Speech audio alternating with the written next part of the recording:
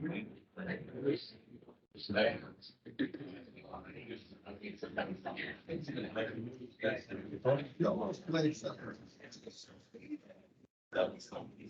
shouldn't see stuff. We can start later. Start earlier. Okay.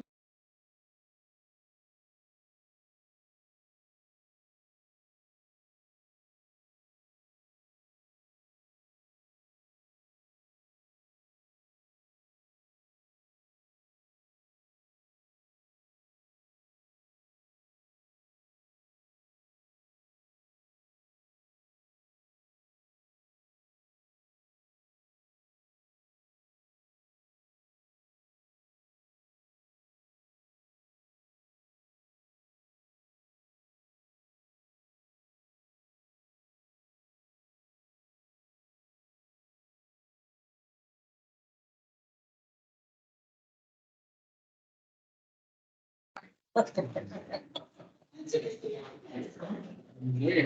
care of that, didn't I?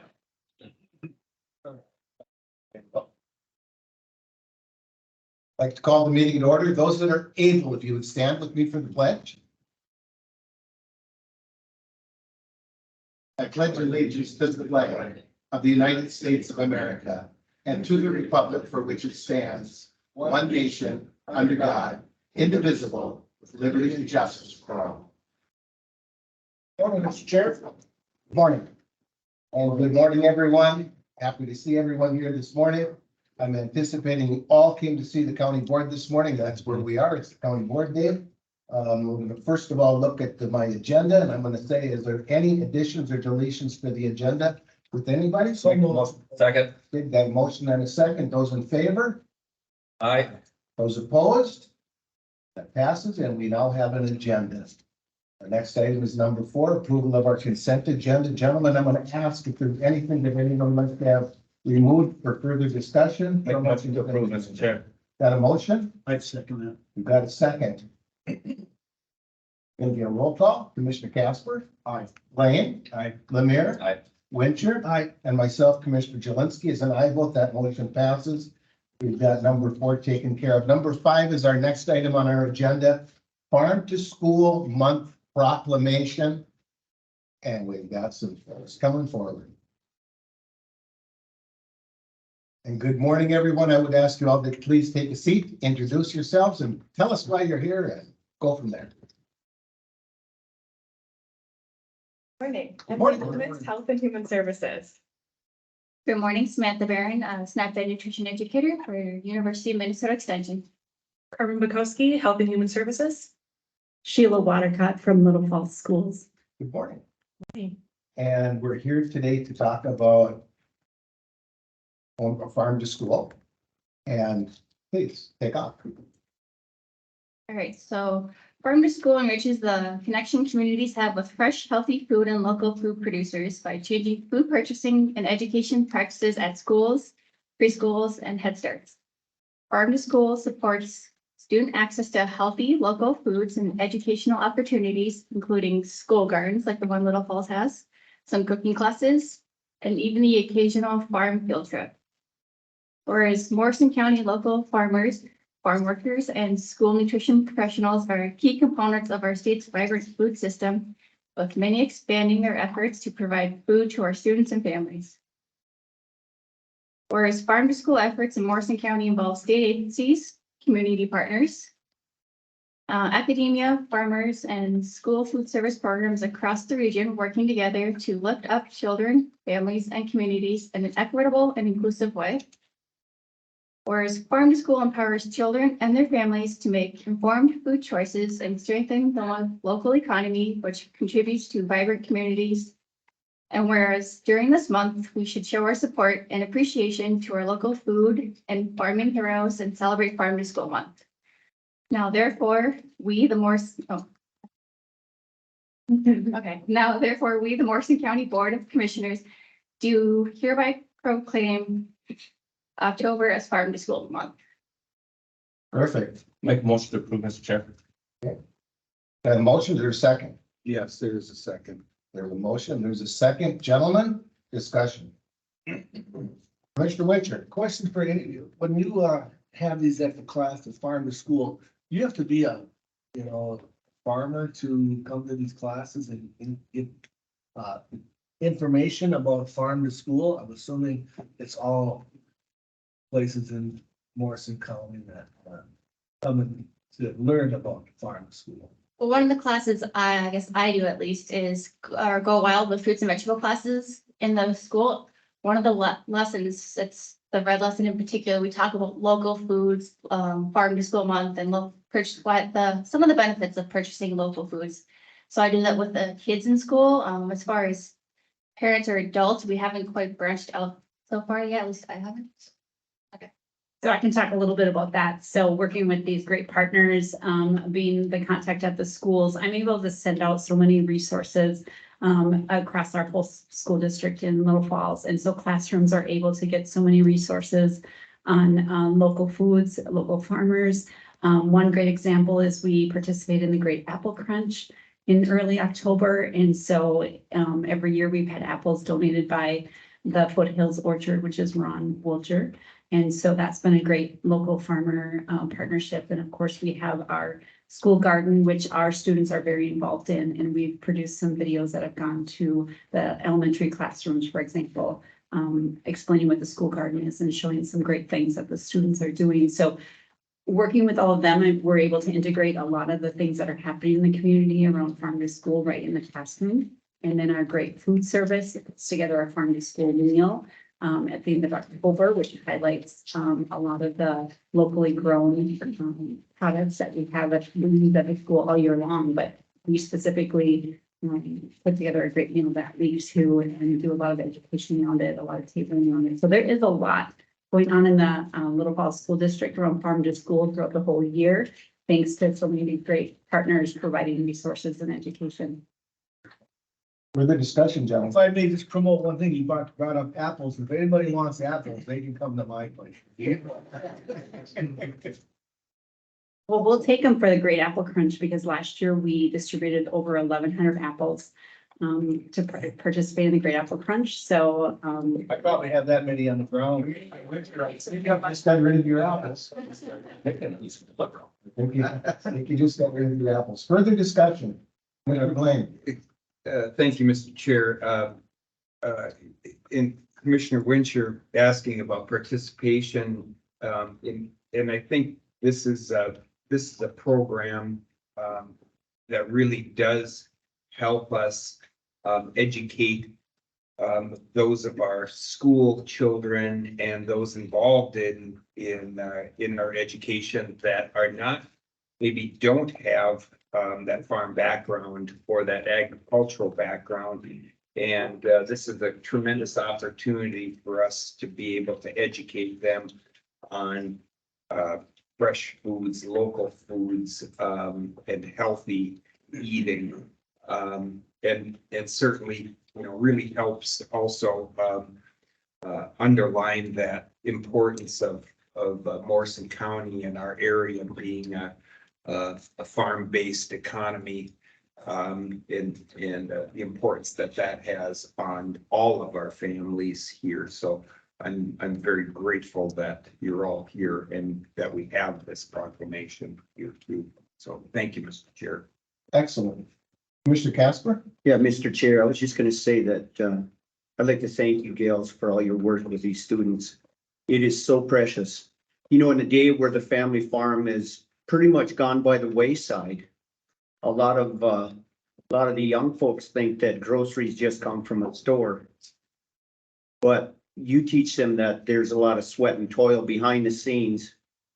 And by the grace of the good Lord, we get a product in the fall and can feed the world. Thank you so much. Commissioner Lemire? I just want to say it's nice to see expansion, public health and Little Falls School District working together. That says it all to me, and I appreciate you guys doing that. Absolutely. All right, we've got a motion, we've got a second. Last one more time for the discussion. Hearing none, those in favor? Aye.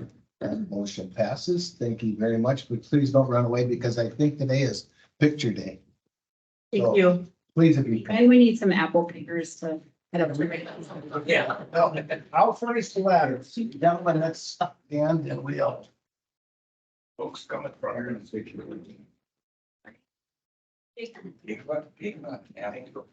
I haven't actually yeah. Right here. Fred.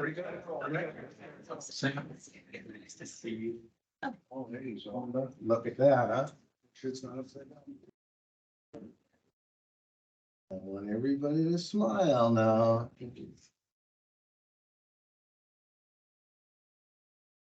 Perfect. Thank you. Very nice. Thank you. Thank you. Thank you, Sheila. Have a good day. You bet. You're welcome. Thank you. You're welcome. God bless you. So. Keep up the good work, you know.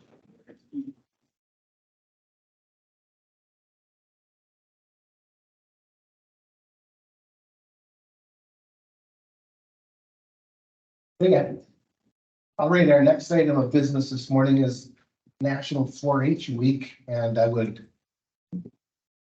just simply say to everyone that's watching, everyone here, the board, as we all know, the board, County Board of Morrison County, always sits up here in a tie. We always do. And today is 4-H Day, and today is the day that we can toss our ties aside in respect and in honor, in all honesty, of 4-H. It's that important to me. It's that important to the board that today we're doing the 4-H thing. It's that important. So please come forward, introduce yourselves, let us know what you're here for. And I don't know how we want to go about doing it. Becky, you're going to be in charge, so we want to hear from everybody what they're in.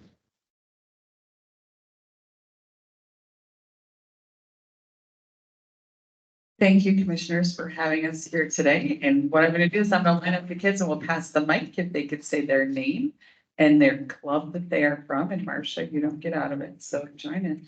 And we'll just zip down. the line. Marcia, you get to be in it, so there, thank you. Yes. I'm Marcia Krebs and I'm part of the Snapping Elm Billers. I'm the leaders.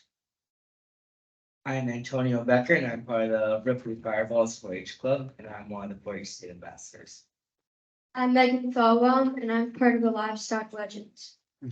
I'm Maddie Holtz and I'm also part of the Livestock Legends. I'm Daniel Gunderson and I'm from Snappy Elm Dealers. I'm Landon Krebs. I'm part of Snappy Elm Billers. Josie O'Rourke, I'm part of the Snappy Elm Dealers. I'm Bryce Roar, part of Snappy Elm Billers. I'm Dylan Krebs and I'm part of the Snappy Elm Dealers. I'm Alicia Holtz and I'm part of Livestock Legends. I'm Ben Rudolph and I'm part of the Harding Dynamites. I'm Everett Rudolph and I'm part of the Snappy Elm Dealers. I'm Jake Vernick and I'm part of the Harding Dynamites.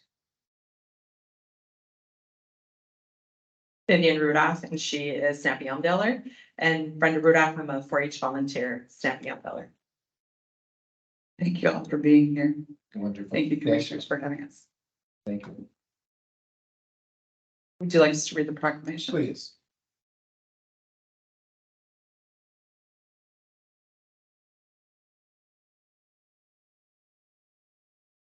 Whereas 4-H is America's largest youth development organization that having supported almost 6 million youth across the country thus far.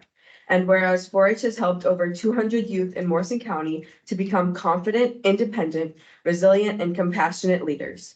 And whereas 4-H is delivered by a cooperative extension, a community of more than 100 public universities across the nation that provides experiences where young people learn by doing in hands-on projects in areas including health, science, agriculture, and citizenship. And whereas National 4-H Week showcases the incredible experiences that 4-H offers young people and highlights the remarkable 4-H youth in Morrison County who work each day to make a positive impact on those around them. And whereas 4-H's network of 600,000 volunteers and 3,500 professionals providing care and supportive mentoring to all 4-Hers, helping them to grow into true leaders, entrepreneurs, and visionaries. Now, Therefore, I, Jeffrey Jelinski, do hereby proclaim October 1st through 7th, 2023 as National 4-H Week throughout Morrison County and encourage all of our citizens to recognize 4-H for the significant impact they have made and continue to make by empowering youth with the skills they need to lead for a lifetime. So moved. Second. Got a motion and a second. I just have a question. Did you read this last year?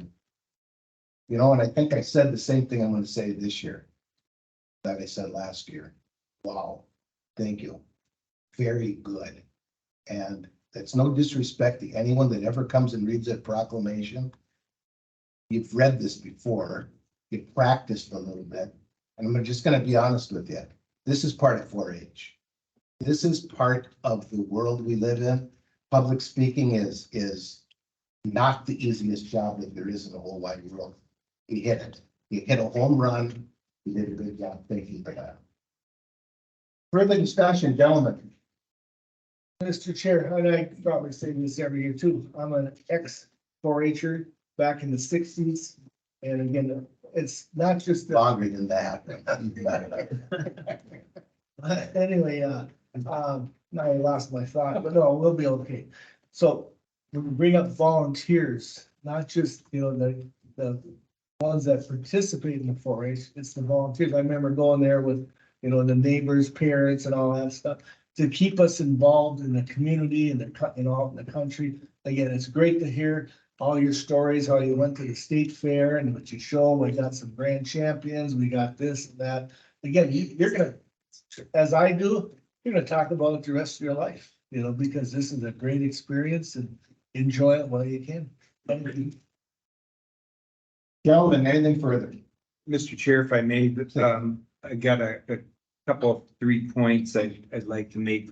You know, first of all, I think what's really kind of special for us as board members is we get this opportunity every year, and so we see that the growth and development of the next leaders in Morrison County right before our eyes. And so we've watched a lot of you that weren't 5 feet tall here 5 years ago when I came on this board, and look at the young men and women that they've become and the impact that they have out there.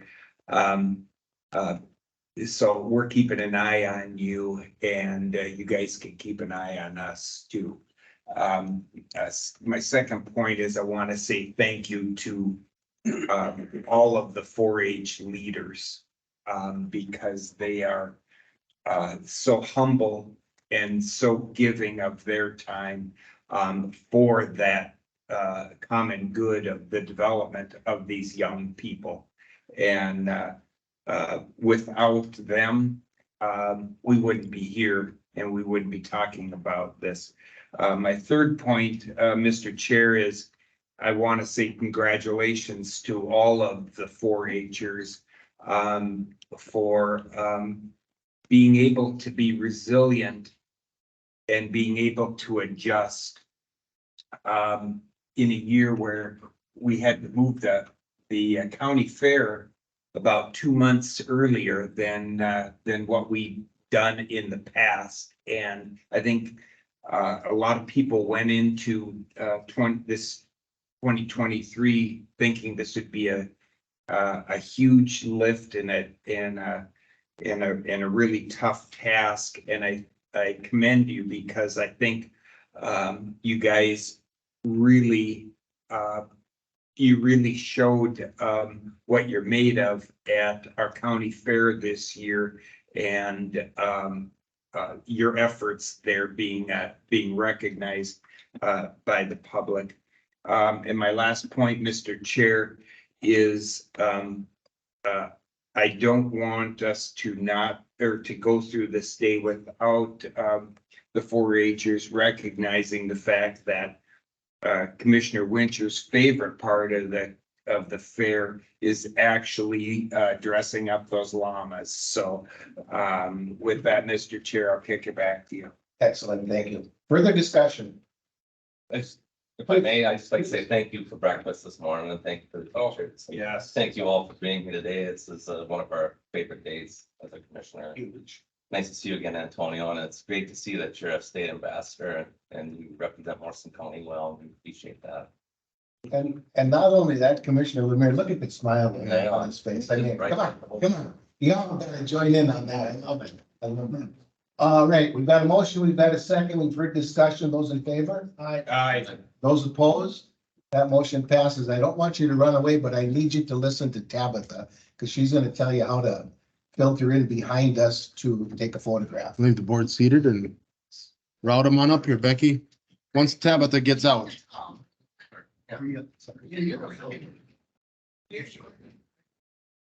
Okay.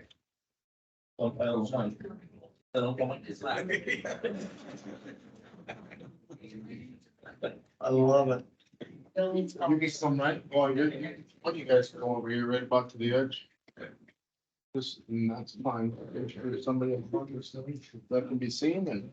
Pull up, they can show us. Right there, and when the young lady gets to hold on to the. Very careful. Oh, so again. All right, hold that little glass in the front too. There we go, Liz, excellent. Okay, They'll let Lemire's head block. Okay. Well, there, you guys gotta take a copy. That's the lady.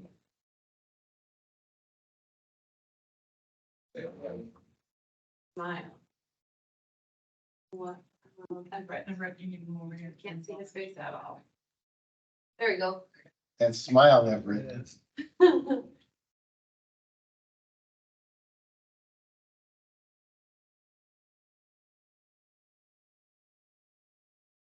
Thank you. Joseph, you're good too? Thank you for breaking us. Very, very very nice. Thank you. Good job. Appreciate it. God bless you guys. God bless you all. Keep up the good work. Thank you. Yep. Very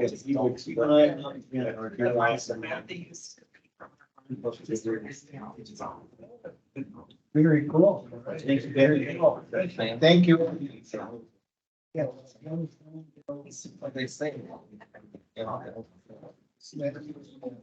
Snappy on the. I was like, oh, it's not, I took it down. Never owned it. Like, this is. Like. You're gonna be snappy. Yeah. Have a great day, guys. They can Get your phone today. get around a lot easier. Every road's hard over there. And It's the way it's supposed to be. All right, our next thing of business this morning is gonna be to hear from Land Services, Ms. Amy. Morning, Dan. Good morning.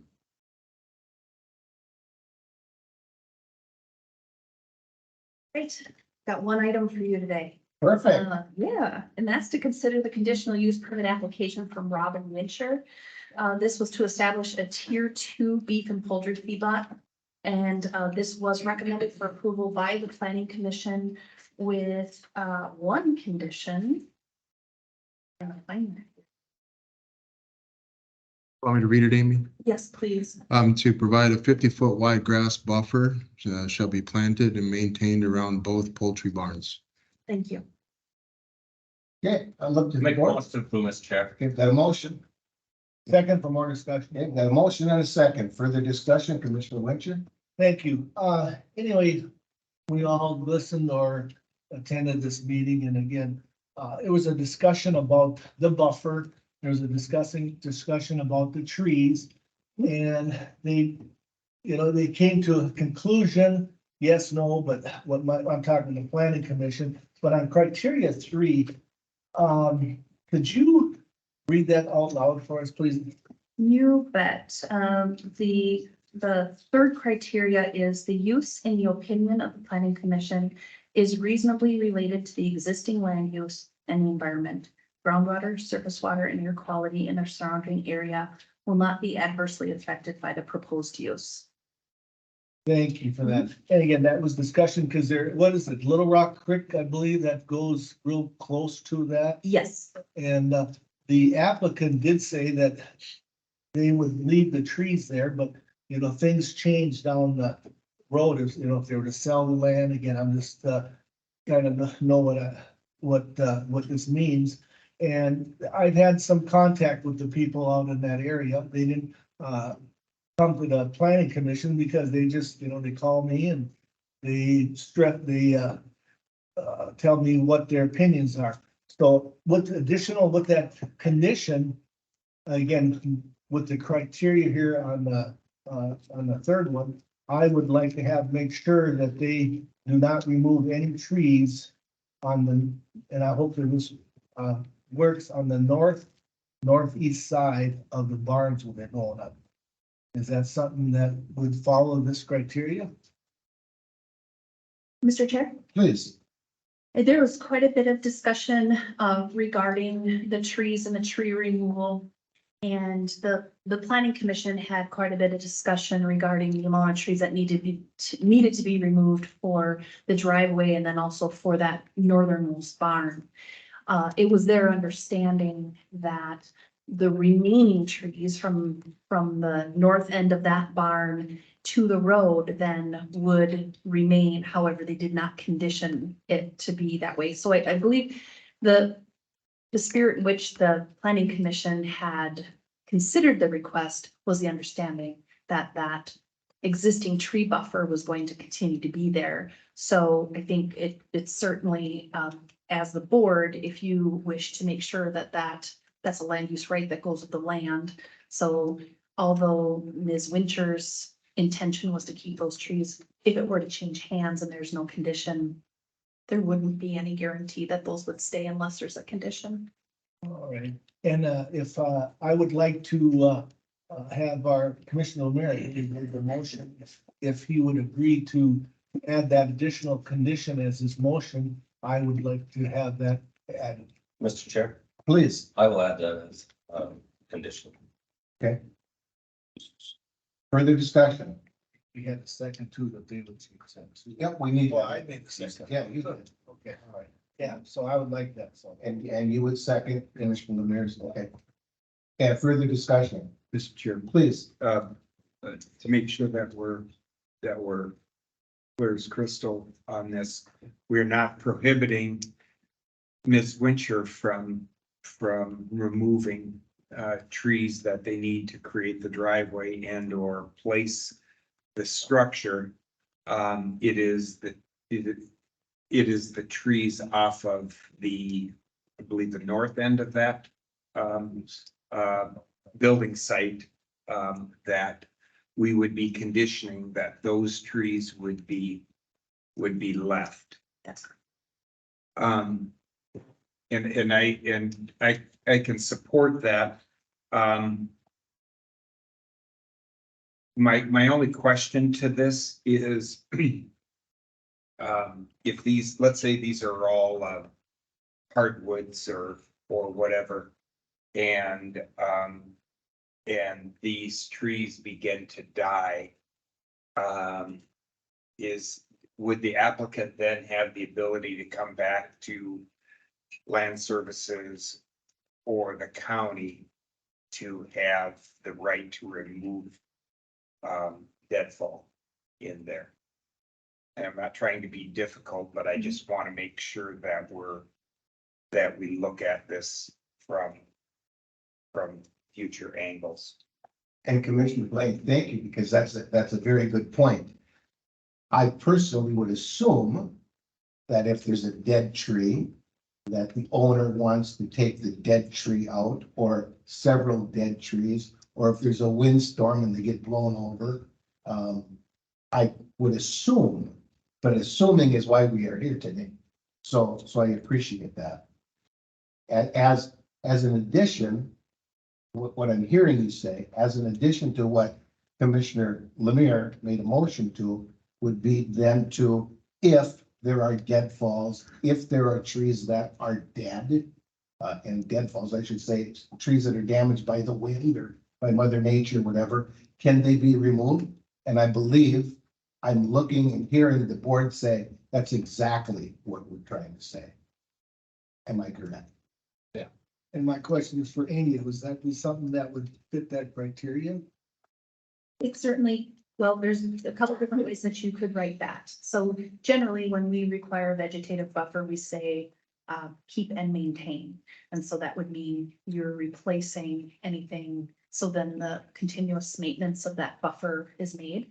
It's up to the board whether or not you would require replanting or replacement of any trees that do come down.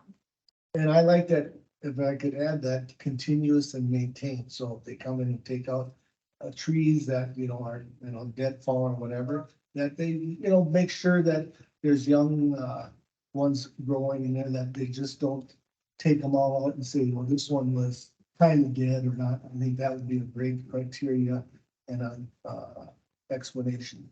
I think we're probably gonna have to rework the motion. And we're gonna probably have to rework the second, and I mean that in all respect. Unless we want to have several different motions, but I don't. Mr. Chair, perhaps Amy can just read the new condition and then amend the motion after the condition, just to meet the condition as stated. Mr. Chair, what I have Okay. is the property owner shall keep the remaining tree buffer after construction of barns between the north and east portions of the barn to the road. And this buffer shall be continued and maintained. Something like that is what I would craft.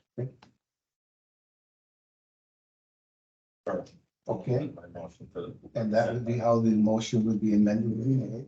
And it would be seconded the same? Yes. I would ask for further discussion from this board. Commissioner Casper? Yes, Mr. Chair. Question for Amy. Is it possible to condition it that the trucks would come in from the east?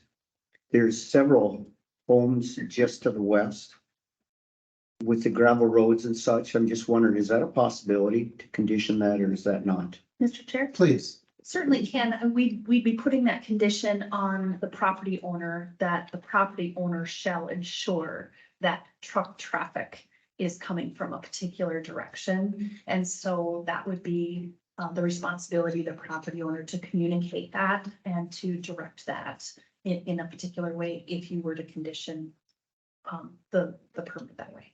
Okay.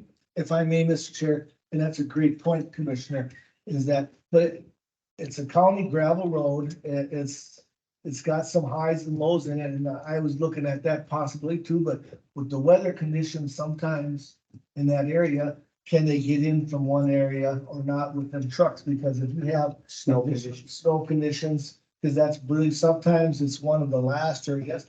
And I say I was gonna bring that up, but I think at this time, we just have to leave that alone. My chair, Please. I'm just wondering, is it, can we condition it to say it when possible, have the trucks enter from the east to keep peace with the neighbors? And my further Road comment, permitting? and my further comment to that would simply be, it's a public roadway. The owner of that property is not the owner of those vehicles. And if I'm the operator of one of those vehicles and I happen to, for whatever reason, come in from this side or that side, who's going to tell me that I can't drive in that public roadway? I don't know the answer to that question, but I don't think anybody can tell me I can't drive on that public roadway. Mr. Chair, Please. if it was a condition that the property owner ensure that, then we'd be kind of going back to the property owner to address it with the drivers. How effective that would be, I'm not sure. And how would it be enforced? It would be through our office. But how would you enforce me as a driver and owner of those trucks? I wouldn't, I'd be dealing with the property owner. And the property owner would look to me as the owner and operator of those trucks, and I would say, sorry, I'm not going around that way. Correct. I can't condition anyone but the property owner. Exactly. Understood. Understood. And that's just the comment, is all that is. I don't think we need to put a condition on the roadways myself, so I want to amend my motion for that. just for the fact that it's a feedlot, there isn't that much traffic. Okay, feedlot. But if you want me to rescind my motion, someone else make a different motion, I can do that too, but. And I'm also in agreement with Commissioner Lemay. I think the two conditions that we put on there, this one is for some other time. We can always discuss this and whatever comes. Mr. Casper? You know, if that's the way all of the commissioners feel, I'm fine with that. Commissioner Blaine is staring at me.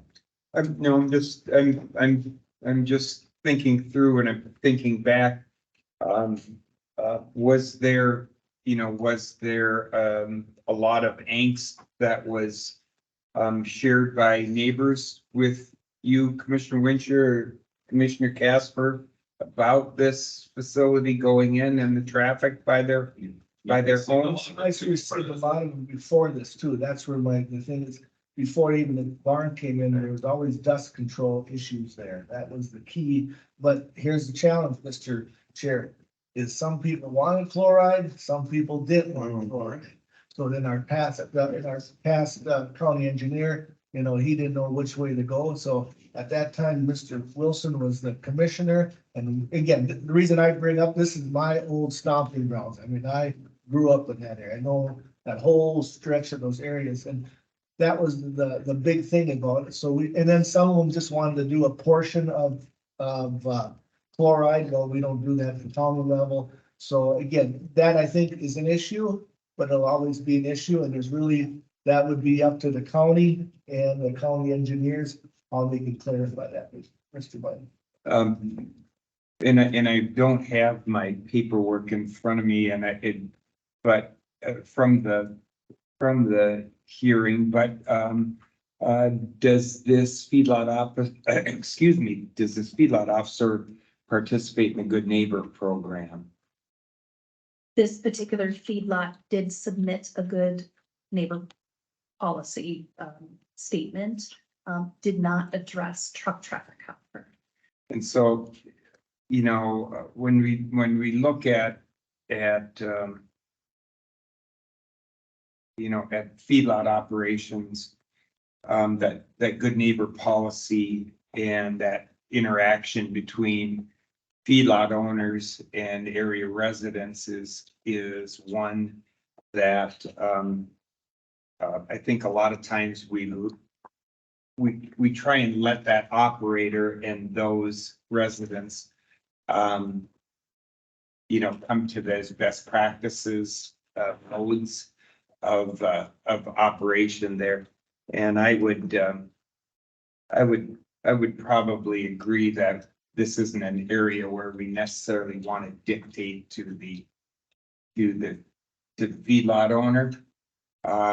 But I would say that that feedlot owner, if they truly believe in being a good neighbor out there, may utilize access from the east or off the gravel road there to that at times when it's favorable to do that. But I'm not comfortable with telling them they have to do that all the time because of road conditions. But I think that I would trust that if they want to be good neighbors to their non-farming residents out there, they will take the actions to direct traffic when it's applicable. So that would be, Commissioner Casper, that would be my perception on addressing this in the future. If there's tough issues out there, there is options for traffic, at least during those dust months out there. And if I do, Mr. Chair, there's a township road right next to the facility where they're going in.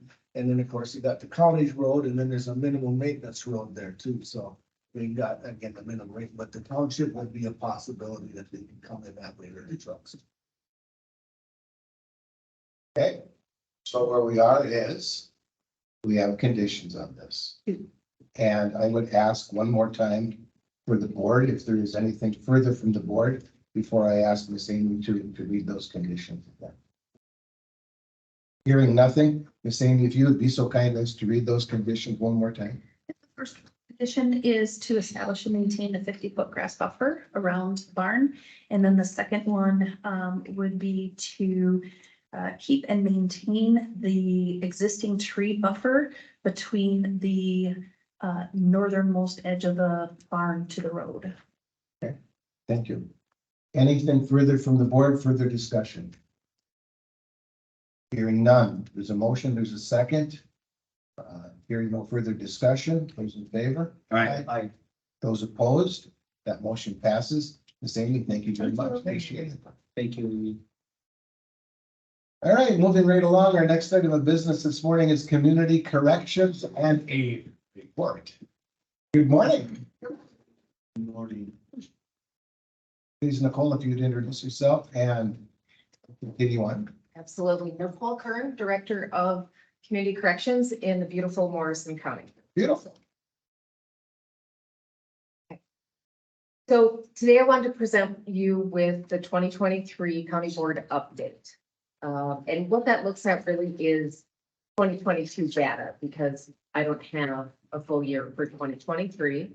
So I'll just hop into the PowerPoint, and if you have any questions at all, please stop me. Perfect. So my office supervises probation, supervised release, which is people who are released from prison. It used to be called parole, and the drug court program. So I'll be speaking about all three of those today. The staff that I have in my office includes 6 corrections agents, sometimes called probation agents, sometimes called corrections officers. We can't decide as a state what language we're going to use, but in Morrison County, they're known as agents. I have an assistant corrections agent who supervises a paper supervision caseload, and an assistant corrections agent is someone who doesn't have the full 4-year degree, but has enough education that they qualify as an assistant. I have an administrative assistant who is our clerical staff, and they process all the documents that come from court, all of our new cases, all of our cases coming out of prison, and they answer phones and kind of keep us all on track. Honestly, she runs the office for me. So we have a part-time surveillance officer who assists with our drug court clients. And then obviously I'm the director. In Morrison County, as of September 18th, 2023, we have 958 people on supervision. So local supervision means that they are actually residing in our county and we are responsible for overseeing their case. That is, there are 707 people. We have 142 transfer cases, and those are a mix of people who are in the process of transferring into our county and people who are in the process of transferring out of our county. A transfer case occurs when someone is sentenced they commit a crime in a different county, and then the probation office is responsible for transferring that case to where they live. So we might have someone who's a Morrison County resident who gets in trouble in McLeod County, but then transfer it to us. We take some time, we make sure, are they really living here? What's going on? And then we accept the case. So those transfer cases, again, are people who may live out of our county or may be returning to our county. And then obviously warrant cases are people who have decided that they don't want to come see us. Nicole, on an average, on a sliding scale, if you will, how often, or excuse me, babe, that's the wrong thing, of the 707 who are on local supervision, plus or minus every month, does that 707 move? It's actually pretty we stay pretty close to 700s. I think last year when I reported, I think it was 748. Okay. And it just depends on when I report and what's kind of happening at that moment. Where the transfers might be at that point in Right. time. Okay, very good. Thank you. 2022, I took a look at the crimes by classification just to see, what does our pie chart really look like of the cases we supervise? And as you can see, DWI is largest, but our assaultive cases are climbing, and as are our drug cases. They're assaults and, well, drugs are, the majority of them are felonies. The assaults range from misdemeanor up to felony. DWIs, the bulk of ours are misdemeanor and gross misdemeanor. The other two offense categories are sex offense and theft related. And then I took a look at it 5-year comparison. So 2017 to 2022. 2017's in green, and you can see that there's an increase in everything other than we had a dip in theft related offenses. And so, as I said, the DWIs are on the rise a bit, assaults, drugs, and sex offenses. And then this is a look at kind of a breakdown by each offense for various years. I left out 2020 because of the pandemic and courts not processing it. It just didn't make sense to put that in. But if you can see with those same offenses, the difference as it grows and drops and ebbs and flows. It's, Mr. Chair. Please. It's actually a pretty big jump from 21 to 22. The 17, 19, 21 are almost identical, and then 23, the big jump. That's What worked for you? Absolutely. This is a breakdown just to see, take a look at our people who are currently on supervision in Morrison County. What do their cases look like? Are they felonies? Gross misdemeanors, which are red, and misdemeanors, which are that mustard yellow color? Just to kind of take a look, because obviously felonies are a more serious offense. Either they start off as a serious offense or it's multiple offenses that have stacked up to equal now a felony, such as the case with misdemeanors or assaults or things like that, that the more that are committed, they become. Mr. Chair. Please. And these are all after they've had their court date and all that stuff, right? Because sometimes you get charged with a felony, but you end up with a misdemeanor, right? Please. Yes, these are sentenced cases. Mr. Chair, if I may, Nicole, do you, these numbers, again, do you keep track of repeat offenders, like misdemeanor, or is this kind of, you're blanking them all together? So this is who's, I'm sorry, Mr. Chair. That's okay. This is who is currently on supervision for these offenses. This isn't looking at of these felonies, how many of these people are repeat offenders. But these are also broke down by person, but they might have, one person might have 4 files or 6 files. But this is just, these are the felonies. So it's the most serious offense that they're on for. Makes sense, thank you. On to drug court. As you know, we started drug court in 2014 in Morrison County. And since then, we've had 94 participants that have entered in our drug court. Of those, 34 have successfully graduated. 38 of those were terminated, and that sounds like a huge number. But what happened is 23 of those requested to execute their sentence. They were on probation first and then referred to drug court, so they had already had a lot of jail credit. And so when you're looking at a difficult program to complete, because you are monitored constantly, you have people in your life constantly checking on you. Some people make the choice of, I would rather go to prison than have this for the next 18 months. And if they don't have a lot of time hanging over their head because they've used some of that up while on probation, that choice is sometimes easier to make. So it's my hope that as we continue to add people directly at sentencing instead of from probation, they won't have that time used up and they'll have a little more staying power. And I have another question on this, if I may, Mr. Chair. Who decides who participates of these 94? Who decided that? Is it them? Or can they just say, you know, I want to participate? Is that how that works? No, there is a criteria for them to enter drug court, and they cannot have any violent offenses.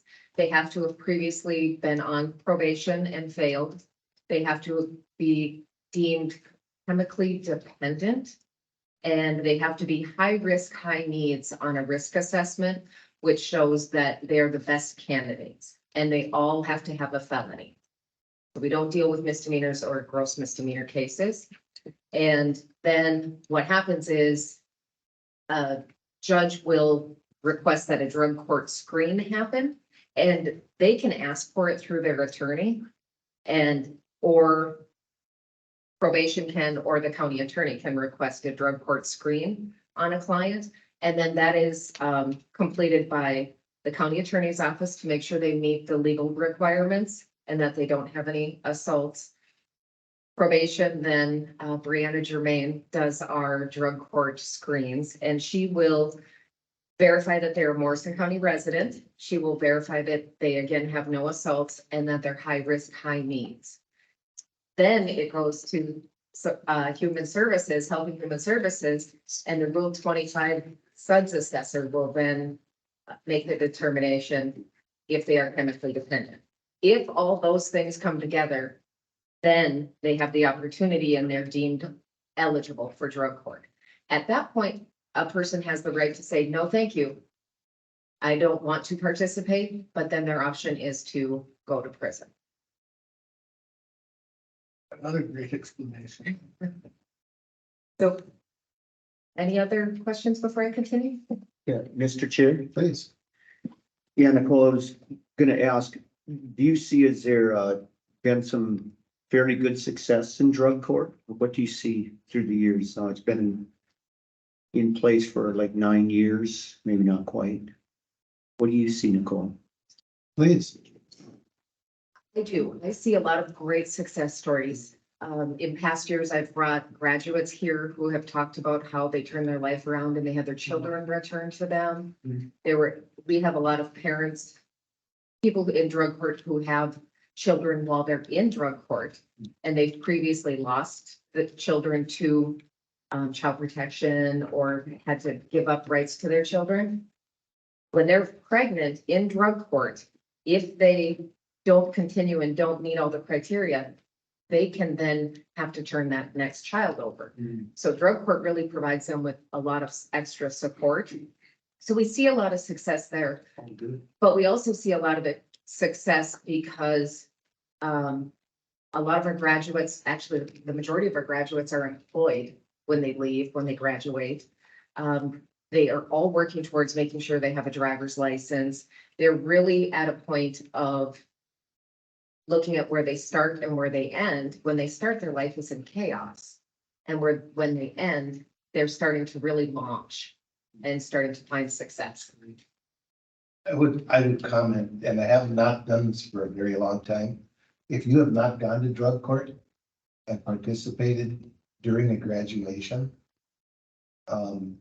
certainly want to make sure that you bring a handkerchief or some Kleenexes. It's moving. It's truly a moving thing. And as I said, I haven't been to a graduation for a long time. But if you've never been to one, hook up with Nicole, find out when one is going to take place, and attend. I would just, as a suggestion. Anyway, please, Karen. I actually can notify everyone that next month there is another graduation, I believe, and I can send that date out through the county administrator. And please, Yeah. feel free to do that. Excellent. Commissioner Blaine. Thank you, Mr. Chair. Nicole, on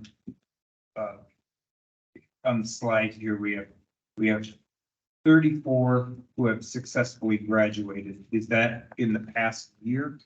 Or is that in the history of county drug court? When we're talking about 34 who successfully graduated, what are we talking about? Please. 34 prior clients, not including the current one, so that's from 2014 forward. And actually, when the county administrator and I were discussing drug court, he had remarked, the statistics don't look great when you have 34 graduating out of 94 participants. But then when you look at, there are 17 currently in the program. 2 are on warrant status. We hope to bring them back into the fold soon. And then we've got a few that have transferred out as well to other drug courts, which is a new thing. The statistics are pretty decent as far as the people who do graduate remain out of the criminal justice world. And that's where the cost savings are long term, is if we continue to have productive citizens. And thank you. That was, that you're going where I was kind of leading you to, in the sense that, do we have statistics that show, well, first of all, when we talk about the 34 that have successfully graduated, this is graduation is measuring a period of time. Is that correct? Please. So graduation is when they have successfully completed 5 phases of drug court. It's a minimum of 18 months. So it's a long program. And then when they complete that 5th phase, then they have effectively graduated if approved by the drug court team. And so, and so throughout that, those 5 stages or that 18 months, they've been able to, keep themselves clean, let's say, as far as, off of their addiction or control of their addiction. Is that correct? Please. Yes and no. Obviously, as anyone's going through recovery, there are times where they have lapses. And what we see with drug court is the slip ups, the use tends to occur more frequently in the beginning. If someone is continuing to use, they're not going to advance through those phases because they're not showing that now they are a phase 4, they are a phase 5. There's requirements for graduation that they must have a certain amount of sobriety and clean drug tests, screens, breath tests. And they must have completed community service work within the community. They must have paid their drug court fees. And there's a lot of hurdles to graduation. So my final question, Mr. Chair, Nicole, is, especially when I look at the, the amount of work or the amount of interaction with individuals that are basically rendered to you guys' care, in corrections, do we have interaction following graduation with these graduates? And is that by design at all, or is it that we just don't have the ability to do that because of time and workload? Your thoughts on that? We actually have had graduates come back to drug court, people who've been out for 3-4 years, and they come back and they speak to the current drug court participants to show them, don't give up. I wanted to quit in phase 1. I wanted to quit in phase 2. One of our recent graduates has purchased property in Morrison County and has purchased a home and is remodeling it and on that property. And we have another graduate who, and actually that graduate, I think has been out for 4 years now. She sends text messages and emails to the agent who supervises drug court and just says, I have my life. I have my life back. I made my children's life. I bought property. I'm so proud of all of this. We'd like to have them come back, and it's something that we're going to continue to do, is have these graduates come back. We have another graduate who is now in the process of getting one of her children back. And she sent an email that said, I never thought that this is where my life would be. I couldn't see this side of life and how it would be. But now I can't believe that I ever was in that bad spot before, and I'm not going back. So those are the things that kind of keep you going, because as you can see, that there's not always success. And so you need those success, and you need the graduates. We need the graduates as much as the participants do to come back and tell us, keep going, don't give up. And with that, if I may comment, is that you have that, but what we are gaining is people on the street that are not committing crime after crime after crime. So when we move into our next slide or whatever, sooner than later, we're gonna see a dollar sign. I know we are. And drug court is not free. So there's a cost to all this, but that cost compared to the prison cost is where we can say in that atmosphere, if you will, the dollars and cents, that's where it is a win-win for everyone. So, but I'm not trying to put words in your mouth, so. It's almost like you've seen my presentation before. Well, I don't remember that much, so go ahead, please. The next slide discusses the drug court funding.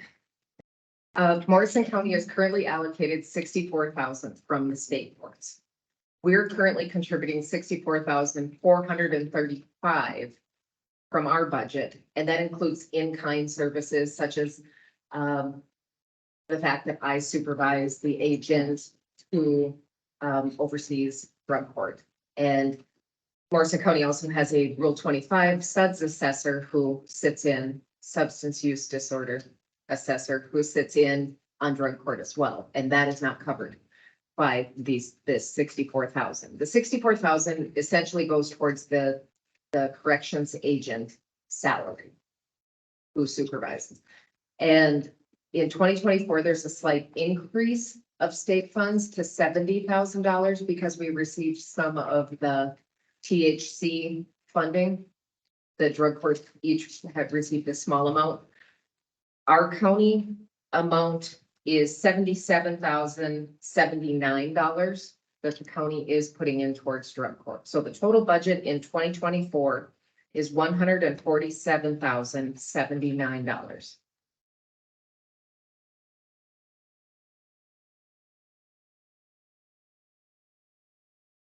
One of the things that community corrections struggles with is we have an image problem, if you will. It's really hard for people to understand what we do.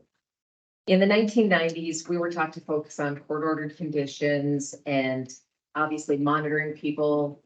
It was more of the nail them, tail them, jail them. In the 2000s, studies came out that showed that that doesn't work. It's not helping people turn their lives around.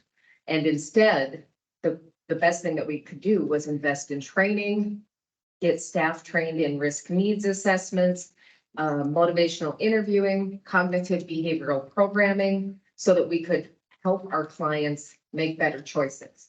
And that was more effective than just wandering behind people and trying to catch them doing things. So since then, since the early 2000s, we've been wearing multiple hats. It seems like more hats are coming constantly, but I wanted to show you what we do, because me just coming here doesn't explain it unless I can put it on paper. So I want you to see. The corrections agent really does or has a lot of roles that they're responsible for. We're an umpire. We oftentimes are calling balls and strikes. We're a teacher. We're helping our clients. We're an advocate. We actually often will ask and try and get services in place for our clients. And we're a coach at times, trying to just keep them moving forward. And this just goes into more detail on that. On the legal side, obviously, we provide them with assistance to get their court-ordered conditions done. We also hold them accountable if they're not, if they're harming other people or they're just not getting things done in time. And then we determine, okay, what strengths do they have that we can help build on so that they're more resilient to not make the same mistakes. Under the financial, I have a probation agent in my office who has sat down with his client who was very upset because she couldn't pay her rent. And he said, well, you need to prepare a budget. She said, I don't know how to do that. He grabbed a piece of paper, he sat down, he drew out a budget, and he sat down and worked her whole budget out with her. She left there feeling like, okay, I can do this. She was ready to give up when she came in. She said, I worked so hard. I made it through drug court and I've made it through everywhere and I've worked so hard and now I just feel like I should just give up. And then by the time they were done with the budget, she said, I can do this. These are the things that we do that people don't know about. Mental health. We have obviously clients on our caseload who have serious, persistent mental health issues. We work very closely with Health and Human Services, with therapists. My sex offender agent sits in on sex offender treatment groups and helps co-facilitate them. So every week, she is attending multiple sex offender treatment groups with the people who are placed under her supervision.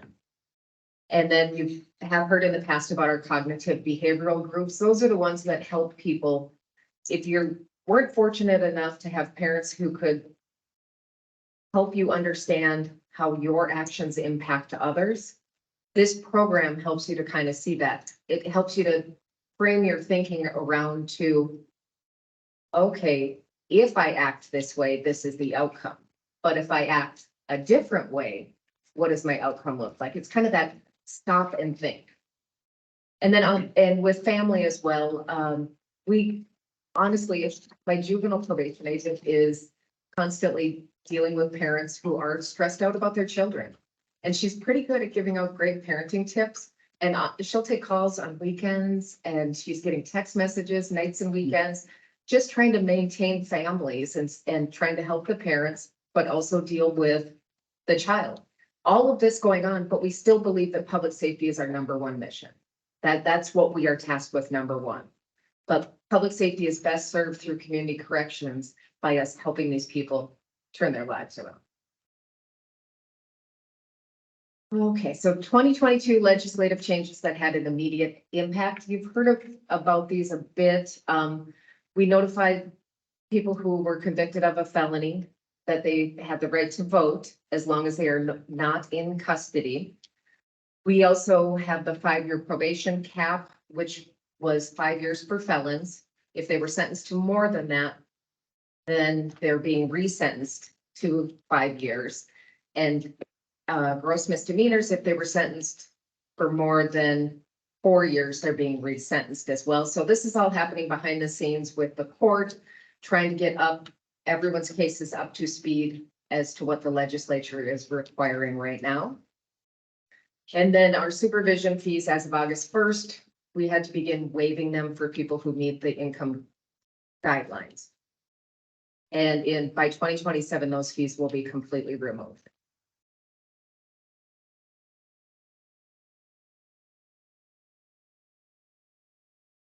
As you know, we've received additional funding this year due to the new formula and the legislature increasing the amount of funding for corrections statewide. We will receive an increase of $328,189. We are required to demonstrate a decrease in new offenses. We have to begin to waive supervision fees. We have to demonstrate quality assurance measures. That's me. I measure what evidence-based practices are we doing? What special things are we doing, and are we doing it well? Because you can do a lot of things, but if you're not doing them well, you shouldn't bother. So that's my job, is to make sure that everyone is up to speed on evidence-based practices, and I need to take care of quality assurance for that.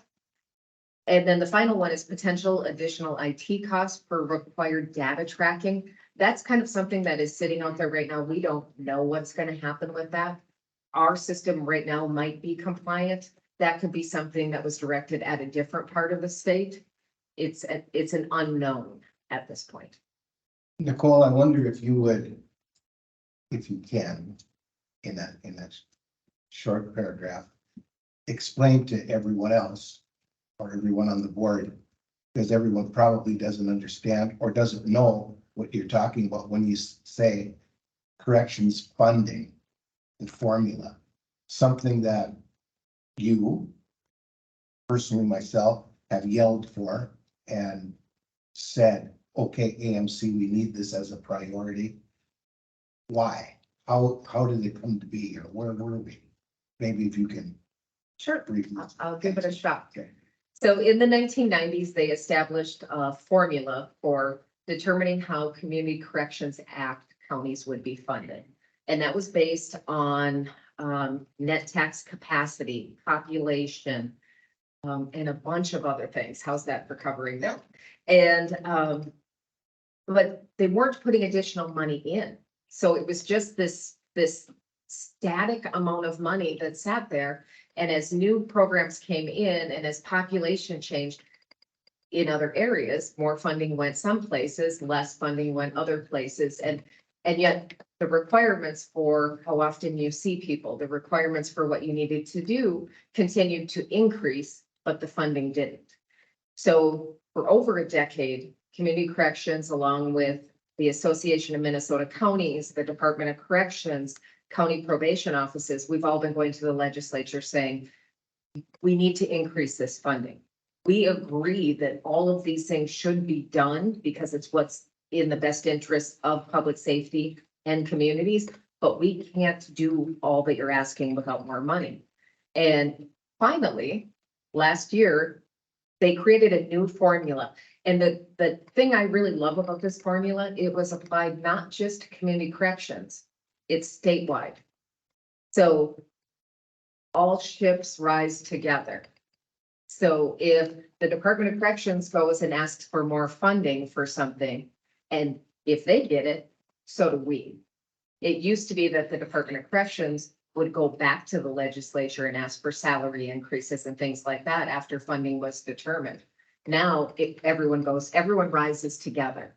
This funding is set, and the only change in the future will be there is a part of it that's based on the number of people you supervise, number of felons, gross misdemeanors and misdemeanors. So that will be calculated in the next biennium. And so that amount could change a bit, but I don't really see our numbers falling off enough to impact our funding drastically. Excellent. Perfect. Thank you.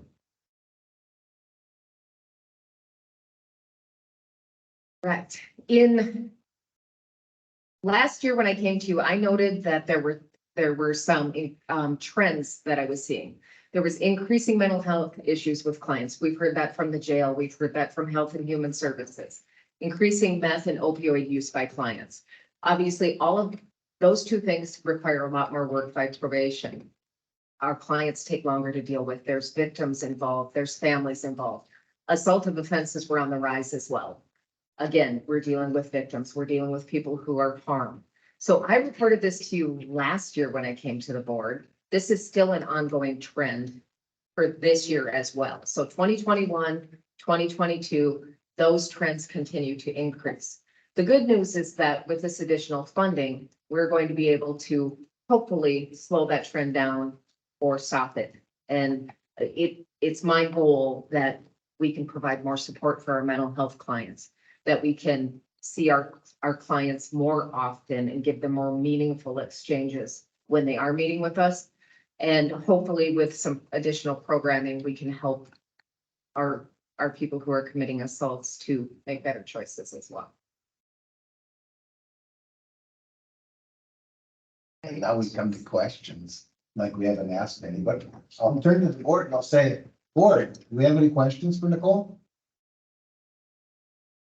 Mr. Chair, Please. thank you. Nicole, as you stated before, this has been a long process in getting the state of Minnesota to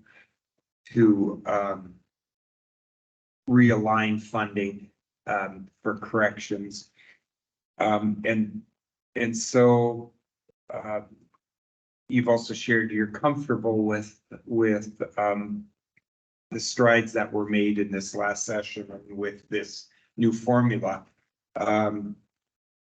Do we have assurances that this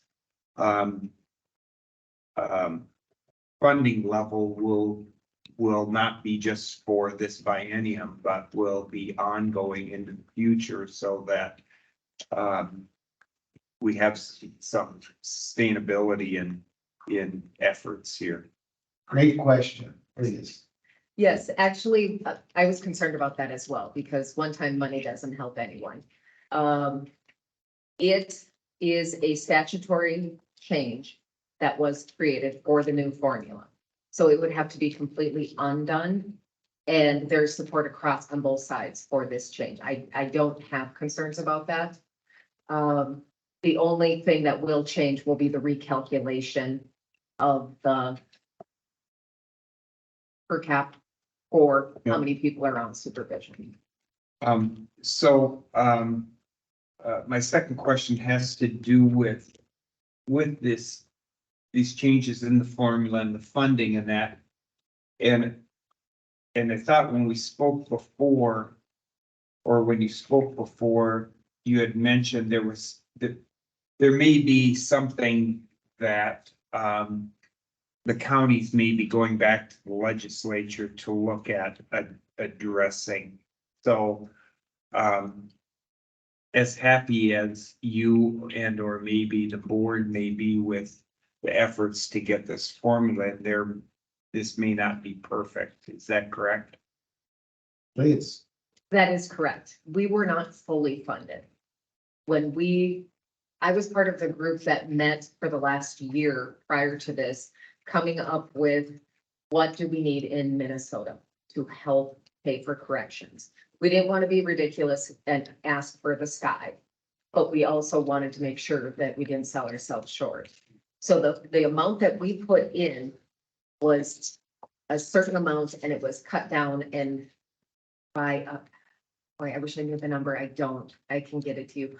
But it was reduced by a small amount. A percentage. A percentage, but that percentage is what would be made up and is what we were going back to ask for because they removed our supervision fee. Yeah. Funding.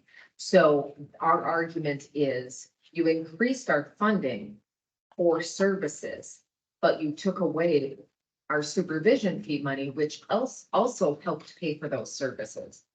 And so we will be going back to ask to be fully funded.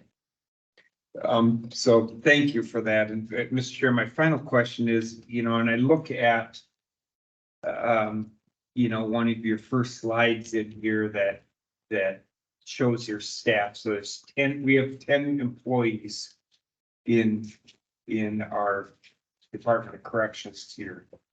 And that's you as a director and your assistant, administrative assistant. That leaves 8 other individuals to deal with a caseload of, at this time, 958 clients, which when I look at that, over 800 of them, just over 800 of 958 are felons or individuals with gross misdemeanors. These, you have a handful that are there to see you because of misdemeanor offenses. My question is our work sustainable with this amount of staff in your office? And is it feasible for us to expect the same kind of results going forward? Nicole? Thank you. We actually are in the process of hiring one staff person. So we will have an additional agent who will come in, that they're not included in that number. And by doing that, I'm going to be able to shift caseloads around a bit because we supervise based on risk, not on offense. It used to be that if you were on for a felony, you were seen X amount of times. But now we do it based on this type of offense, their risk to commit another offense, and we calculate that score. And so I might have someone who's on for a felony, felony welfare fraud. Their risk to public safety, it is not as high as someone who's on for a misdemeanor domestic assault or a misdemeanor assault. So it really is based on risk. And so that's how we break down our caseloads is high risk, medium risk, low risk. A low risk adult client is seen once every 3 months. So I can have a lot more of those because they're only seen once every 3 months. High risk, not drug court, but a high risk client is seen once every 2 weeks. so we can have less of those. But we weigh them out and my computer system is great where I can tell if an agent's caseload's getting too high, if they need some help. And so we monitor it that way. Do I think that we can get as good of results as we've been getting? Heck, yes, I do. I think that we can probably get better results. We're adding this person and we're continuing to figure out what works best and we're willing to make changes wherever we need to.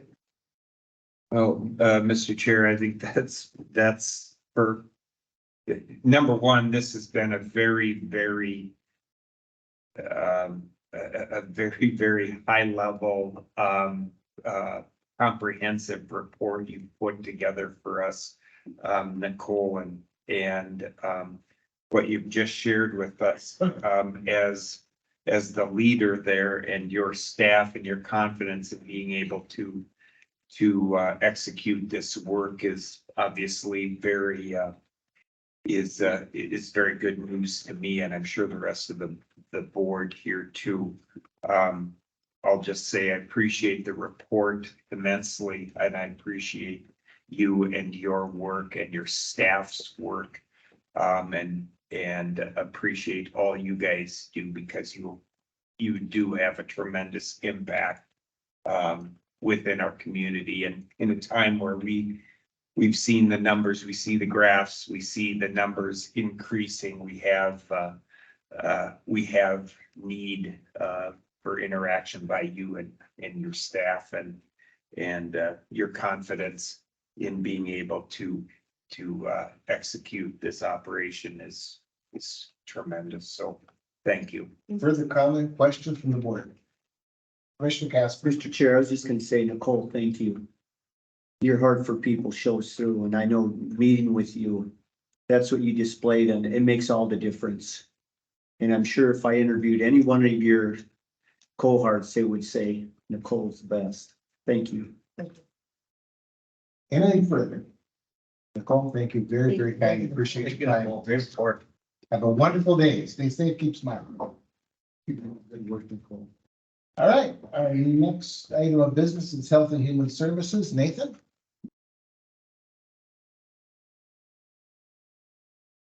And staff?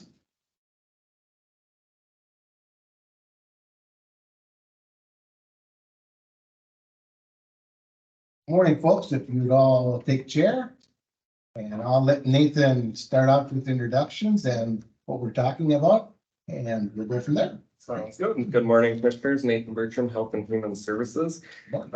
Before I introduce everyone, I'd just like to announce Karen's successor, which is Amy Wafgoni. 7 years with Health and Human Services, 4 years on Karen's team specifically, and we're glad to have her move into that position and look forward to years in the future here. So, congratulations. Absolutely. That's some pretty big, in all respect, Karen, and she knows where this is coming from. There's some pretty big shoes to fill. I do. Yeah. Thank you, Joe. Say it like it is. That being said, we'll move to our Health and Human Services Fraud Prevention Report. And I will let Karen pick that up. Good morning, everyone. Okay, Health and Human Services Fraud Prevention Report, July 1st, 22 to June of 23. FBI Andrew, he is our FBI investigator from Morrison, Benton, Mille Lacs, and Sherburne County. So we put together some numbers for all those counties. Money's not issued due to fraud prevention. That's in the blue. So Benton County, 84,000, Mille Lacs, 65,000. Morrison was 26,000 and Sherburne County was 269,000. Now, benefits not issued due to fraud prevention would be when the application comes in, the worker suspects that they're not telling us something. So we make a fraud referral and Andrew does find something. So he comes back with that information, and if the client is still eligible, we would issue benefits, but at a reduced rate, or the application's denied and they don't get any benefits because they didn't tell us that they were working or whatever. Overpayments for that time period, Because we made the fraud referral, Andrew did find that there was something they hadn't told us. Maybe there was income they hadn't informed us of. So, Benton County was 33,000 for the year. Morrison was 6,362. Now, it doesn't seem like a lot, but when you total those two together, it is quite a bit. Mille Lacs was 10,000, and look at Sherburne County, 163,000. It's a lot, but they're a bigger county. Moving on, the fraud referrals. TANF, which is temporary assistance for needy families. The fraud referrals in Benton were 18, Mille Lacs 20, Morrison 5, Sherburne 13, just for that program. SNAP referrals, 30, Benton, Mille Lacs 12, Morrison 21, Sherburne 62. Federal medical assistance, 14, Mille Lacs 6, Morrison 8, Sherburne 14. Childcare assistance, Benton 4, Mille Lacs 7, Morrison we had 1. Our childcare assistance caseload is low right now. Sherburne had 3. Other state benefits would like general assistance. Benton had 16 referrals, Mille Lacs 0, Morrison we had 2, and Sherburne 4. Then you can see the total referrals for the year. Benton had 82, Mille Lacs had 45, Morrison 37, and Sherburne 96. So the average monthly referrals. Moving on, criminal cases that were taken to court. Benton, Mille Lacs, and Morrison didn't have any. Sherburne had 15 cases. Any questions? I'll look at the report. And maybe I'll start. When I look at this very last slide, this tells me that we're winning. And I mean that in respect. Right. Of course I do, but we're winning. There's a fraud investigator that investigates. There's the team that tries to stay on top of it as much as they can. I'm looking at a slide that shows 3 of the 4 counties. That's 0. I just have to say that's a win. And forgive me if I'm wrong, tell me, but is that not a win? No, it's a win. Big deal. Anything further from the board? Great report, Carol. Is this your last report? I think I have one more. Excellent. That's perfect. No problem. Thank you. Thank you. Thank you for writing. Thank you. Good job. Good job. Both of you. Takes a team. All of you, it takes a team.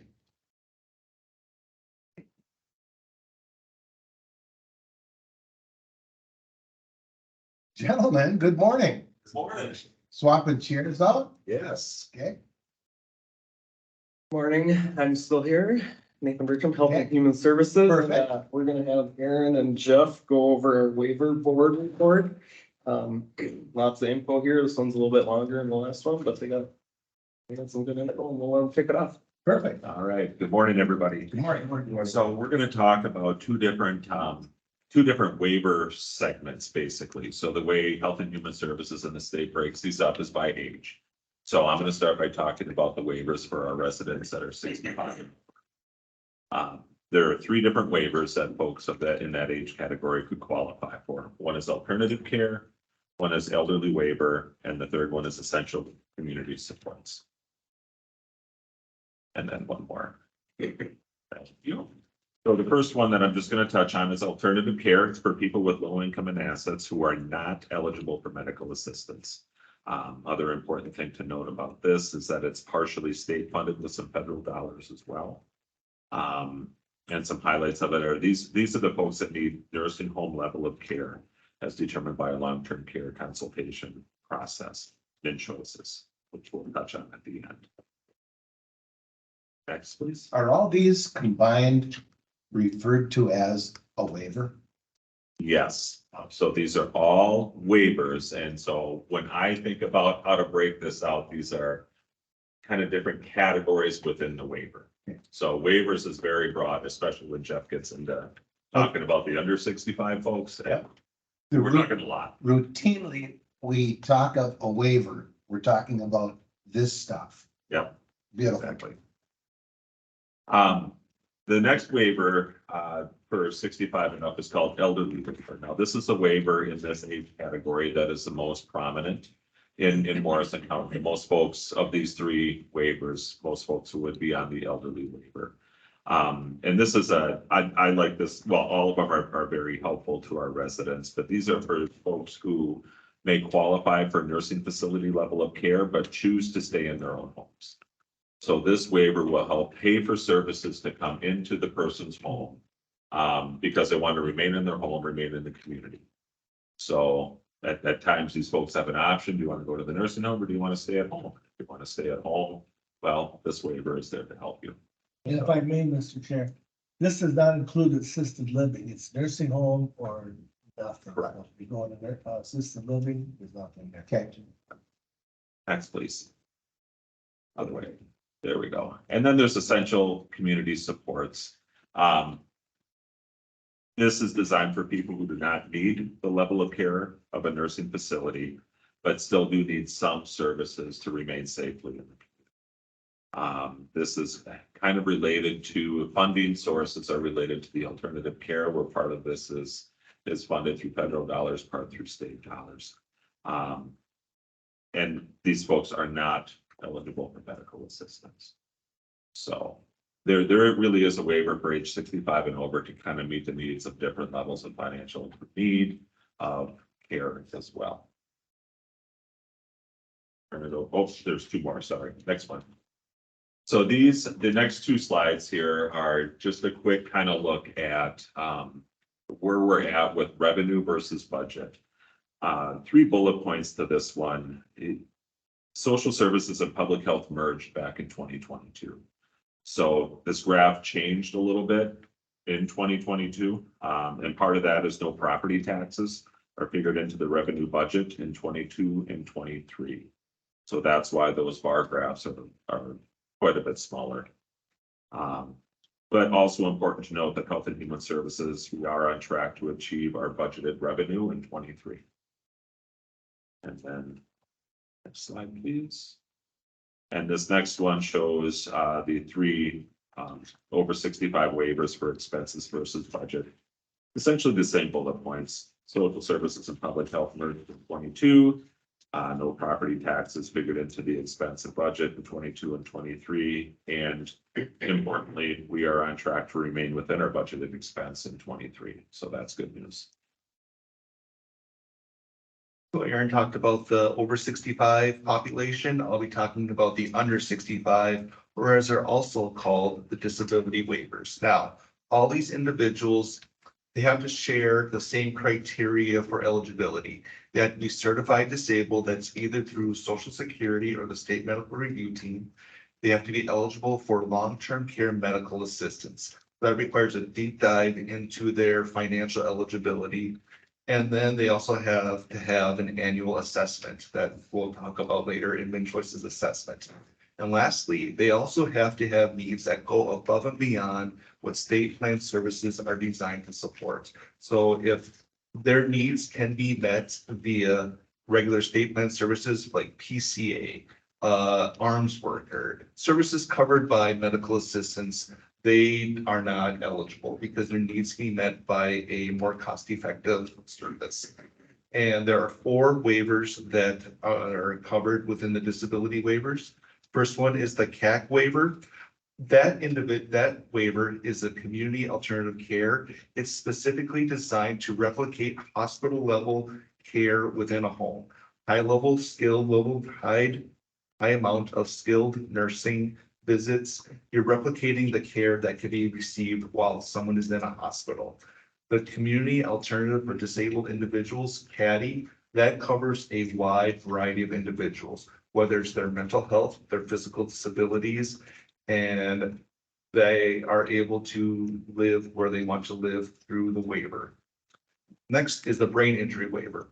They have to have evidence that they have a brain injury, a TBI, in their past. And they are eligible through the same eligibility criteria. Again, it's just finalizing, figuring out what waiver specifically meets their needs. And lastly is the developmental disabilities waiver. Those individuals are determined eligible to, that they would need to be in an intermediate care facility for person with this developmental disability. And again, these services range anywhere from home delivered meals to foster care, everything in between. That could be employment support, skills workers coming in, working on what is important to the person to be successful, to live the life that they want to live. Next, we can see the amount of individuals that Morrison County supports through our waiver programs, the disability waiver programs. The state breaks these down into two different categories. They have developmental disabilities under one fiscal year, different allocations, and then CAT, CADI, and BI under another. Don't ask me why, that's just the way it is. And as you can see, we continue to increase in our CAT, CADI, and BI waiver recipients. There's been a little bit of a decline in our DD waiver individuals. We do have individuals that transition based upon what they identify their needs are. If they're eligible for both waivers, we let them make that choice. How do you want this to be? How do you want to receive your services? Next, you can see our participants by age, particularly within the CAT, CADI, BI. We are identifying these at a younger and younger age to get further upstream to support these individuals to be more successful long-term. Every year, the state grants us a certain amount of allocations that are allowing us to add individuals to our waiver programs. Our budget is, we are a pass-through, meaning these are federal dollars that we then are given the ability to authorize for payment for services. So we're not holding on to this money. We are at the state level. They allow us to then pay a certain amount, what they believe that we are needing to fit the needs of our individuals. And allocations we are able to utilize as we have new people that come in our doors, people that we don't know say, I want a MnChoices assessment, or we have individuals that are supported non-waiver programs, adult mental health, children's mental health, Rule 185, which is the developmental disabilities, case management, that their needs increase or they choose to go that route. Now, as a new allocation is added or we use, that increases our budget based upon how much the state via a MnChoices assessment says it's going to cost to support that person. So as we add allocations, our budget increases. And the next is our DD waiver allocations. As you can see, years ago, we really didn't get very many DD allocations per year. It was very much a struggle. This was across the state. That pendulum has swung. We now have federal funding to support these individuals, and we continue to utilize all of our applications. Now, I'll also say, if our budget allows, we can continue to add people on. Just whenever we add an allocation, our budget increases, but if we have additional budget room, we can support more people without getting that increase.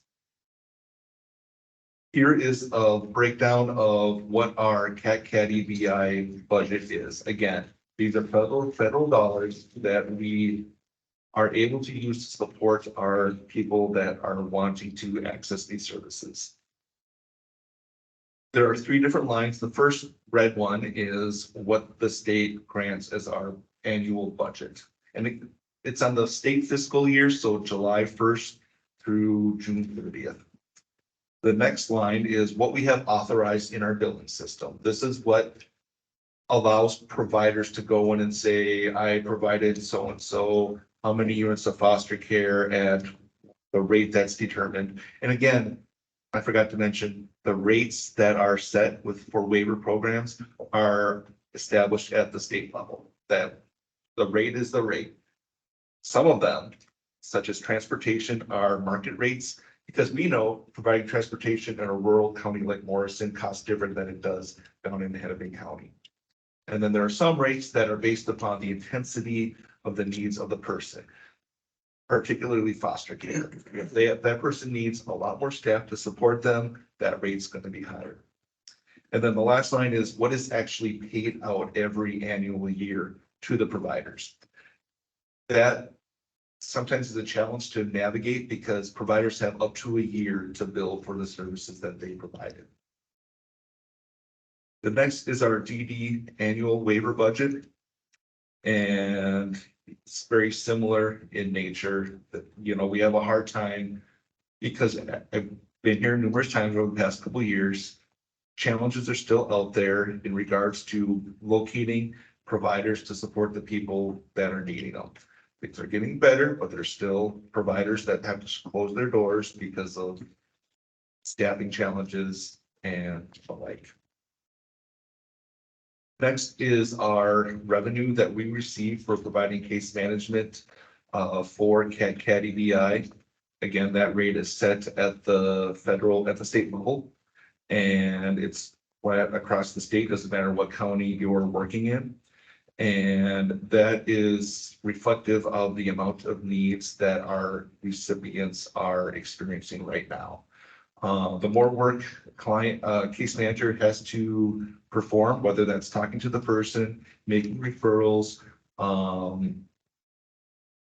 that is directly related to case management time. There's some uncompensated time, such as documentation, that doesn't go into this formula, but pretty much this is all staff time. Now, next is our DD case management revenue. Again, the numbers, when we compare the two of them, we have case managers that work in multiple programs. So it's about where the needs of the waiver recipients are experiencing the most is where they're going to spend the most time. So the numbers kind of ebb and flow, but overall, case managers are working more and more now with their clients than they ever have before. And lastly, I'll turn it back over to Aaron. And just to wrap up, we wanted to kind of summarize too and draw a connection to how all these waivers are accessed. So there's 7 different waivers. Every one of those individuals that needs some kind of additional long-term service and supports needs an assessment, and that's a mid-choice assessment. So that's the name that the state has for mid-choice assessments. So of all these folks, all these different slides, you know, we're talking about residents in our community. They all require an annual mid-choice assessment to access the service and then to continue on those services, an annual reassessment. So that was a piece that we just wanted to connect. As far as, you know, the internal workings, how residents access this, the request comes into human services, a mid-choice assessment is scheduled, the worker goes out, we have assessors, they do the assessment, determine eligibility, and then once they come on that waiver, an annual reassessment is done. And one thing I'll add to that, years ago, prior to the mid-choices project, there were a multitude of different assessments that individuals needed to undergo or obtain every year to access services. Like PCA and waivers were separated. That's an example of the state saying, we're going to put these all together to really give people a good overall picture, recommendation to determine, because we don't want to say you had a mid-choices or you had a PCA assessment. Well, now you want waivers. Now you have to have a waiver assessment. So the state did a good job of putting it all under one assessment. And I guess I'll jump in a little bit and say good and bad to two folds. I think Maxim, part of the legislative opinion we're putting forward for mid-choices, it's a little bit of an unsustainable practice because as you add new people into these waiver groups, you create an annual assessment that then we have to have employees to do on a yearly basis. And additionally, anyone who is new and looking for a waiver service also have to do a mid-choices assessment. So really, every year you're compounding assessments and you're adding to what you already have to do. You have to do more and more and more. And I think that's kind of the catch-22. And so some of the legislative opinions have suggested moving to as significant needs change or as needed for different services, then doing them in choices then rather than an annual basis. So I'll kind of close this out with that. I think Jeff and Aaron did a wonderful job of summarizing our services here and kind of what they're looking like in Morrison County, and then we'll take it back to you for questions. Gentlemen. Mr. Chair, if I may, gentlemen, thank you, first of all, for the report. I'm gonna go after the money end of this, right off the bat. Both of you, Jeff and Aaron, you talked about allocations that revenue that provides us to provide these services is allocated by the state and federal government. So I'm trying to make sure I have a clear understanding of our ability to meet those needs of our residents if they're saying, or as you had stated, and I may have misinterpreted this, but this is why I'm asking the question is, well, we're going to give you X number of allocations, which means X number of people you can serve because it's X number of waivers, correct? Correct? Is that allocation number determined by the mid-choice assessments that are, that you're saying everyone who wants to be considered for a waiver has to have an assessment, and as Mr. Bertram has said, you know, possibly a yearly reassessment on that. Help me make sure I understand this correctly. And years ago with South Country, I thought I had this all in my head, but help me to make sure I'm clear. Absolutely. So allocations are determined via the waiver management system. So that system, what it does is it breaks it down by county, and it has all the systems that are in place for social services talk to each other. Min choices, MMIS, SSIS. I'm speaking the acronyms here. But what it does is it determines how much funding is needed to support based on your past usage of helping individuals live where they want to live, receive the supports they want to receive. And then where in the background, the state says we have this much money comes from legislation. And then they base it based upon population size, budget usage. Now, I know I've yet to experience not having funding to support the needs of our individuals. I know that was very much a thing that was in the past, about 8-10 years ago, when we were not receiving any DD allocations. At this current time, I have heard from counterparts at DHS, if you need funding, you need to ask, because there are counties that they are able to shift funds around across the state. Counties that have unused allocations. Correct. Correct. Okay. So there is options out there if there, I'll just say, is a misread by state or federal government on the number of allocations that should be granted to a particular county, say Morrison County. Yes. And when going over the budget, there's always a discrepancy between what we have authorized and what's paid.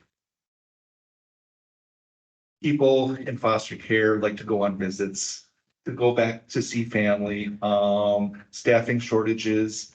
And so what we try to do on a regular basis is to go into our system and remove units that don't get used to make sure that everything is up to date as much as we possibly can. Again, the hard part is providers have up to a year. Why would they would wait for a year to bill for services is beyond me, but they can wait 364 days to go in and receive payment for services. So, Mr. Chair, if I may, that Aaron and Jeff and Nate, that the kind of the underlying part of this from the fiscal lens of of services here is the vast majority of the revenue to provide these services is money that's coming from the state and federal government and is utilized basically as a pass-through through Morrison County HHS.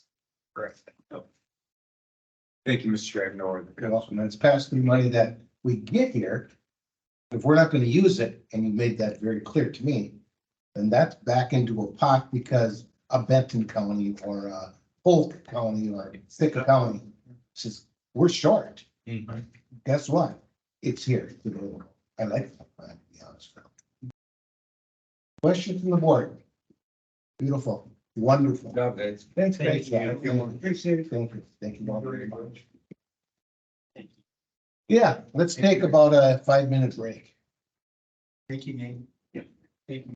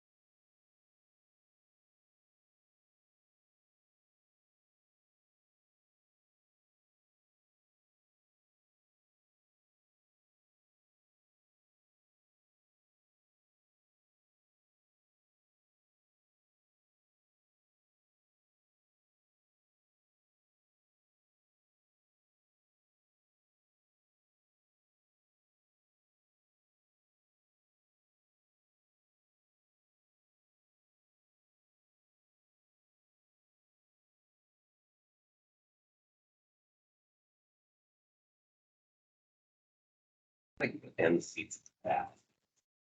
I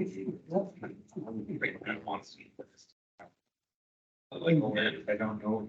It's too much room. All right, we're gonna bring the meeting back to order. Thank you, Commissioner Winchester, for mentioning the positive cause. And we're gonna welcome Kurt this morning. Kurt, what do you got for us? Morning, commissioners. Good morning. Kurt Bernarski, Chief Financial Officer. The first request for board action I have this morning is to approve the preliminary levy and budget. This needs to be done in two separate motions. Kind of background on it, we kicked off budget season in July. And early August, I received documents back from departments with their proposed budget numbers. Then Administrator LeBlanc and I had met with each department, went line by line, and we're able to cut down as well as identify some one-off projects for fund balance and lost revenue allocation, and that kind of got us down to the proposed $21.9 million preliminary levy and the $58.3 million budget. So that levy increase from last year is 3.95, just over 800,000, and then the preliminary budget increase was about 1.6 million. So about half of the increased budget went to levy and half was found, whether it be most of it was additional county program aid and other revenues that were projected for next year. That's okay. Mr. Chair. Yes. The only other part to add is it as required, and this is, I know the board knows this, but is by the end of September here, that preliminary budget is set, that the budget can go down and the percent levy can go down from here before it is finalized, but it can't increase. Exactly. I'll look to the board. We're gonna need two motions here. The very first one we're gonna talk about is the 2024 preliminary levy, which we have set, excuse me, we don't have set, which we have a number of $21,981. That's not right. 21. 24,719,750. Mr. Chair, I'll make a motion that or. It's 21. It's wrong. Yeah. Yeah, look at your screen that he's got up on the. Oh, excuse me, that's without the, yes. Okay. So, Mr. Chair, I'd make a motion that the 2024 preliminary levy be set at $21,981,347, which is an increase on our preliminary levy of 3.95%. I'd look for a second. I'll second for more discussion. Okay, we've got a motion, we've got a second. Further discussion? Mr. Chair, Please. Kurt, how did we get there?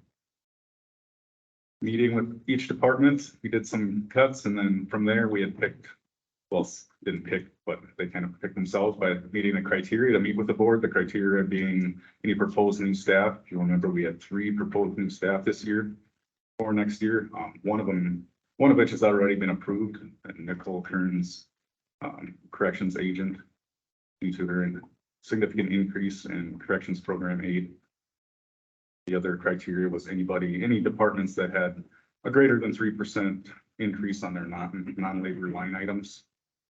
So we didn't have those departments that their only increase was personnel come before the board, just because was set by union negotiations and already approved. And then the last things were any one-off increases of 3% to the levy, but we were able to allocate fund balance and or ARPA lost revenue for those purchases. And then we did have a few outside agencies come in with requests to increase as well. That's the Historical Society, Boys and Girls Club of Little Falls, and the Soil and Water Conservation District that each had come in and met. And then lastly, which is another RPA, as we set their levy separate, was the Housing and Redevelopment Authority had come in with an increase, but they're set separately. So that's a follow-up RPA. Further discussion from the board.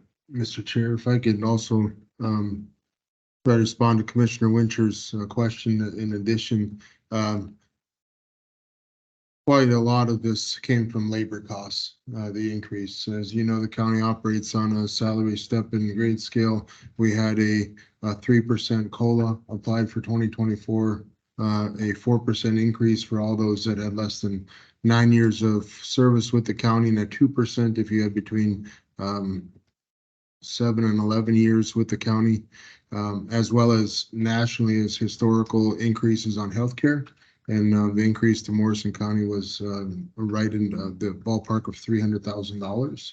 And then as a reminder, with our budget as a whole, every percent of levy is equal to about $210,000. So just that increase in healthcare is about 1.5%. Salary is a little more difficult to calculate because we receive it from different sources, but the increase due to COLA and step increases was just north of 400,000. So right close to 2 percentage points there to what it equates to levy. So labor took a good portion of our increases from 23 to 24. Mr. Chair, I appreciate you, Kurt and Matt, if I tell you, we knew that, I knew that when I asked the question, but I wanted just for the public to know how we got to this point. So thank you for that good explanation. Further discussion from the board? Hearing none, gentlemen, the motions is for 2024 preliminary levy, $21,981,347. Hearing no further discussion, those in favor, this is a roll call vote, excuse me. Commissioner Wincher. Aye. Lane. Aye. Lemire. Aye. Casper. Aye. Myself, Commissioner Jelinski is an aye vote. That motion passes. Our next item of business in front of us is the 2024 preliminary budget. That number is $58,393,958. Look for a motion. I'll make that motion. Got a motion? Is there a second? I'll second that, Mr. Chair. Okay, we've got a motion, we've got a second. Further discussion? Mr. Chair, this is a 2.9% increase to the budget. And as was just stated before, you know, a big part of our costs here is people. And I think with looking at still being able to stay competitive in employment and seeking employment for the county, and balancing that with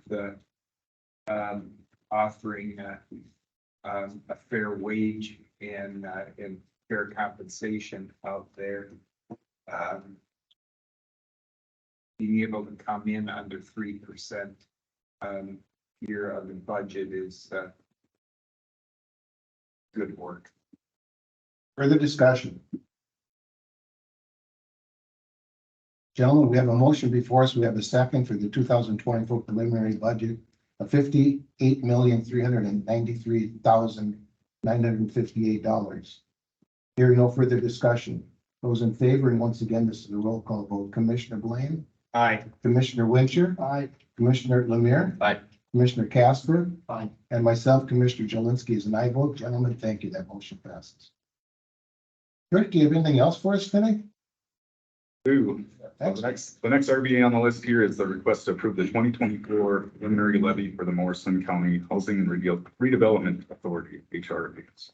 This year, Laura Lee had come last week and presented her budget and her justification for the increase request of 30,000. So the final levy for the HRA last year was 40,000, and they're requesting 70,000 in the 2024. Gentlemen, you heard the request. I'd look for a motion. Make a motion to approve, Mr. Chair. Second. Got a motion, we've got a second. Further discussion. One of her criteria with our reasons for the increase was that she would needed an office personnel to help her answer her phones, and so there's somebody there when she's doing her inspections, and instead of doing them alone, she'll have someone that can go with her if she's going to a place that she doesn't feel safe at. And my take on when I heard Laura Lee's comments, discussion is, she's been in this position for a long time, and I can't tell you how long, but for a long time. I think as long as I've been around, she's been the leader of the HRA. I don't remember the first time, I don't remember the last time that she took an increase in pay. She hasn't for years. That piled on with the request for an additional body, which after one listens to what she does, what HRA encompasses, which is more than, here's a piece of paper, fill it out and send it in and you're done. There's a lot more to it than that. I personally had to support what she had to say. Further discussion. Mr. Chair, I think the other point that we heard and became more compelling for me was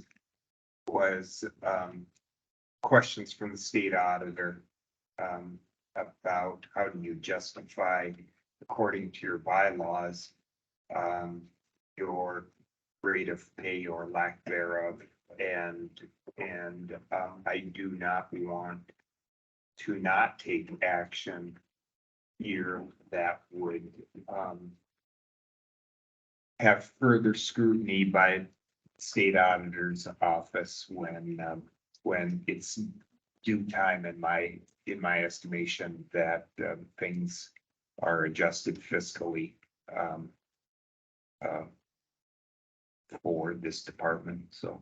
Commissioner Blaine, if I may add the word responsible also, fiscally and responsibly. I believe this is fiscally and responsible. Further discussion. Gentlemen, you heard the request, 2024 preliminary levy for the HRA of $70,000. I guess it's an increase of 30,000 in the 2023 final levy. Further discussion? Hearing none, this is a roll call vote. Commissioner Casper? Aye. Commissioner Wincher? Aye. Commissioner Lemire? Aye. Commissioner Blaine? Here. Myself, Commissioner Jelinski, that's an aye vote. That motion passes. Kurt, thank you. And Kurt, if you want to continue? Yes. Last RBA I had was to set the hearings for the county 2024 county fee schedule and the 2024 final levy and budget, and that's the truth and taxation meeting. They'll be posted as two separate meetings. Historically, we've had them starting at 6 o'clock, the Thursday following that AMC conference beginning of December. So this year it'd be Thursday, December 7th at 6 p.m. If that works for schedules. We do have a board meeting that morning as well. So it's moved from the normal Tuesday time slot into that AMC conference. December 7th. Yes. Yep, December 7th. And that would be for the Post fee schedule and final levy and budget, so the truth and taxation. 6 p.m. Yes. Both of those meetings would go that evening back to back. Yes. Yep. And that would be here. Here in the boardroom.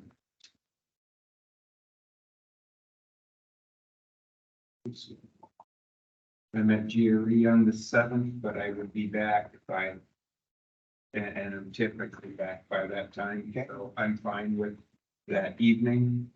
So Thursday night. Look for a motion. I'll make that. I've got a motion. Look for a second. Second. A motion and a second. Further discussion. That We can pencil that in. pencil that in, and Kurt, you'll take care of doing the electrical stuff and sending it to us. Yep, we'll do. That'd be perfect. Okay, Did you, Mr. Chair, do you want to take a vote? You got a motion in a got a second? motion and a second. Yep, and that's coming. We didn't Okay. take a vote. I'm yet. sorry. Sorry. And seeing as though we're doing roll calls for everything else, why don't we do a roll call for this? Commissioner Blaine? Aye. Lemire? Aye. Wincher? Aye. Casper? Aye. Myself, Commissioner Jelinski's, and I vote that motion passes. Thank you, commissioners. That's all I have. Okay. Thank you, Kurt. Thank you, Kurt. You have a good rest of your day. And you do the same. I'm gonna look to our administrator right now and say, Mr. Administrator, you have anything for us? Yeah, thank you, Mr. Chair. I have one item, sitting here on the top, and, This is a request for a letter of support from the county board to our sheriff regarding a grant that's available through MCIT. And this grant reads that MCIT county members are invited to submit their application for a new MCIT 2023 jail camera grant by October 15th, 2023 deadline. The goal of the grant program is to improve the county's ability to benefit operationally from the greater use of camera technology in jails. As you recall, our sheriff brought forward to the board his proposal for an improvement of their camera system that they currently have to include the wear of body cameras by the corrections officers. This grant is a competitive grant, and it's up to the amount of $30,000 for exactly what our sheriff laid out. And his request was a letter of support when he contacted the chair, endorsed by the chair for the board to add to this packet. So unless there's any objection, I'll be providing that to the chair for signature. Gentlemen, any objection? None for me. Possibility of getting some money that we don't have to look forward for anything. Okay, we'll take care of that. Anything further? I feel as though there might have been one thing, Mr. Chair, but unless the board has any questions, then I will turn this back over to you for a report schedule. All right, gentlemen, we should open up our calendar books and we should pick a date from October 1st through October 14th. And unless somebody wants to go first, I'll take that upon myself. October 1st is my 41st wedding anniversary. So I have to announce that. Happy anniversary. Thank you. When is it? October 1st. 41 years. 41 years. Thank you. All right, October 2nd, 9 o'clock in the morning, I'm going to be in St. Cloud at the MnDOT building for a 911 stakeholder outreach forum. I expect that I'll be there all day. On the 3rd of October, 8:30 in the morning, we've got a planning meeting.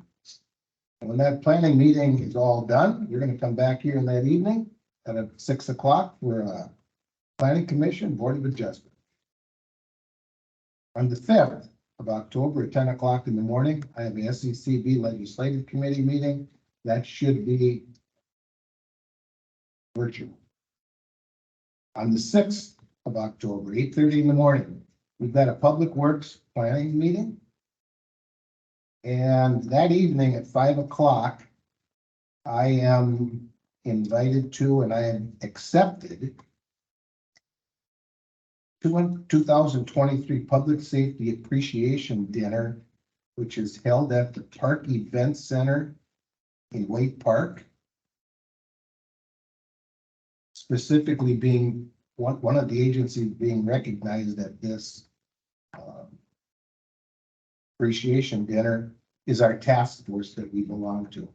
I'm anticipating I was invited due to the fact that I'm the chair of the county board. I will be attending that, as will my wife. 5 o'clock at the Park Event Center, in Wake Park, Public Safety Appreciation Dinner.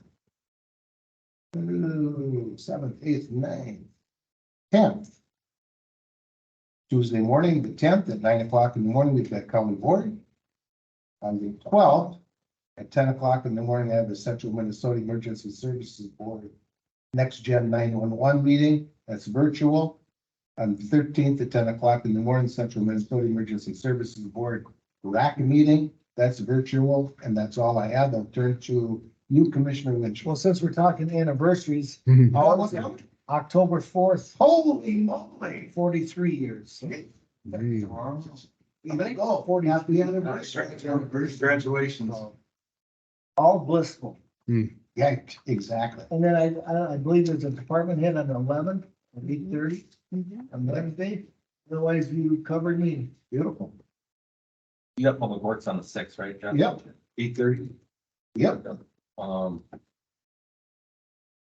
Yellow Ribbon Committee, 3:30 on the 9th. Legion. Got everything else. Yeah. Turn to Commissioner Blaine. Some pretty big pieces of paper there, Commissioner Blaine. See a lot of handwriting on there. Yeah, I don't believe I have anything, but I'm gonna, I don't believe I have anything to add. But I gotta look quick because we might have a RDFA meeting. You just keep on looking as I turn to Commissioner Casper. You guys covered me. Okay, Commissioner Casper's okay, so we're back to you, Commissioner Blaine. Just a second You here. just keep on looking. Mr. Chair, I remembered that other item. So I was just contacted by, one of our township, secretaries, for their annual township meeting. I believe it was Ms. Pat Casella. And, outside of the window we just discussed, but I wanted to make sure it's on the commissioner's radar, October 18th is, the fall township meeting here in the boardroom, beginning, I believe, 7 PM, but it's the 18th of October. Okay, very good. And Mr. Chair, I looked and I'm glad I wrote this down because, otherwise I would have gapped it out. I have an RDFA meeting, but it is tomorrow. Actually, at 3 PM. To take care of some paperwork. So, So for our next 2 weeks, you don't have anything to add. the 2 weeks, following. No, I don't. Beautiful. I'll turn to the board. I'll turn to administration. Anything for us? Yeah, Mr. Chair, thank you. We'll have 3 planning sessions in October, or we have the potential to have 3 planning sessions. Because the 31st would be a planning session then too. That's correct. That's what's scheduled. If I may, we have a early Great River Regional Library, but I'm not for sure exactly what the date is. It's next week sometime. Okay. I'll get back to that. Okay. Okay. Anything further from the board? Gentlemen, it's 11:20. I'm going to adjourn this meeting. Good job.